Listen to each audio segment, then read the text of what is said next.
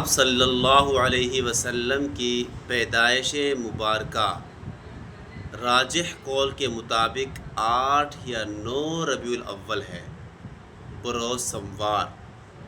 12 کا قول بعض علماء نے کیا ہے لیکن وہ راجح قول نہیں ہے، اور آپ کی وفات کنفرم 12 ربیع الاول کو ہے۔ یہ فتاوی رضویہ کے اندر بھی 8 کا قول نقل کیا گیا ہے کہ آپ صلی اللہ علیہ وسلم کی پیدائش 8 ربیع الاول کو ہوئی ہے۔ اس لیے علماء نے بھی جو ہے 8 یا 9 کے قول کو راجح قرار دیا ہے۔